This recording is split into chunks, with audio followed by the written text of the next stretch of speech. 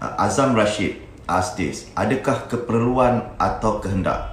Ted Chan also asked this question: life is still fine without IoT, so what is the big deal about having IoT?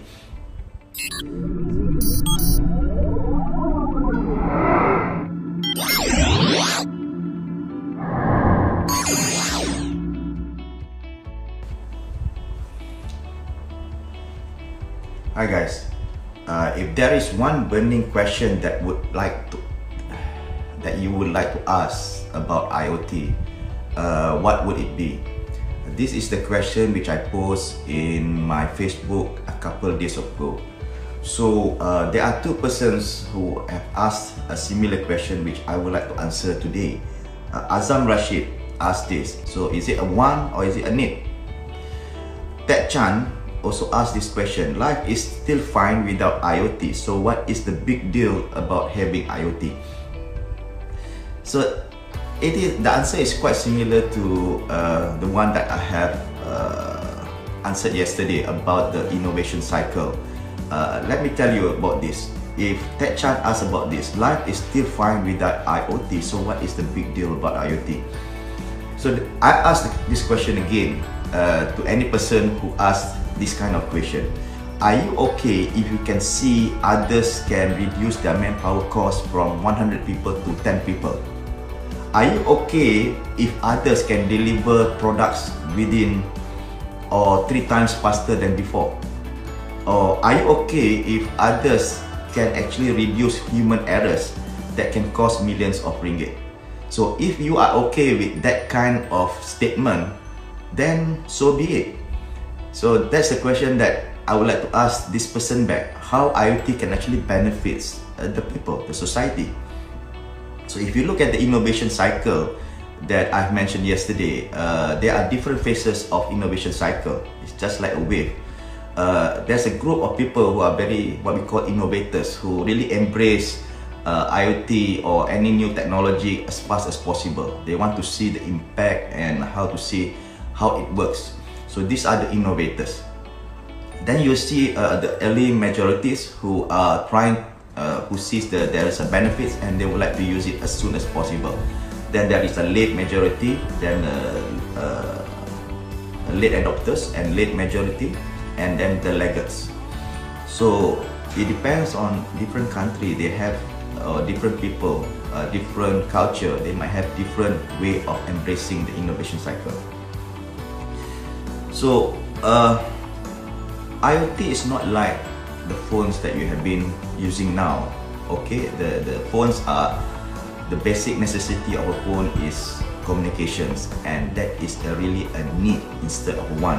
So almost everyone around the world who have a smartphone or a phone, there is a need for them to communicate. Unlike IoT, it might not be 100% need that you would like to have IoT in your daily life, but some of them might say that I want IoT, not need IoT. But people tend to forget that they have been using IoT in their daily life every day. Did you realize that your smartphone is an IoT device? It has sensors, GPS, gyroscope, accelerometer, and so on and so forth. It has the right connectivity using 3G or 4G. It has an applications that you can take a look at applications and the data that you can derive some insights of the data. IoT, the smartphone is actually your IoT device. And did you know that you have been using Waze almost every day? Or you have been using Grab? Did you know that the phone that you are holding tells the location where you are when you call for a Grab car?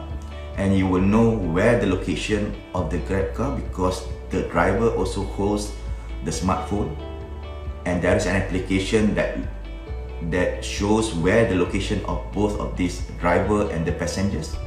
This is an example of IoT, and we have been using the I've been using this every day.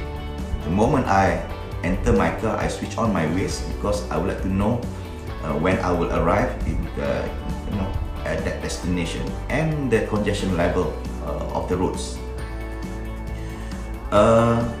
So the question is, I have to ask again this: is it a want or is it a need? So I want to work 4 hours a day, or I need to work 4 hours a day with the help of IoT. Because you remember, our parents used to work more than 8 hours up to, even during the nights, and we have been trying to reduce the number of hours that we have been working at the office, and some people have been using remote facility infrastructure or communications to reduce their traveling time. And you might even use IoT devices to help you in terms of your daily activities of working.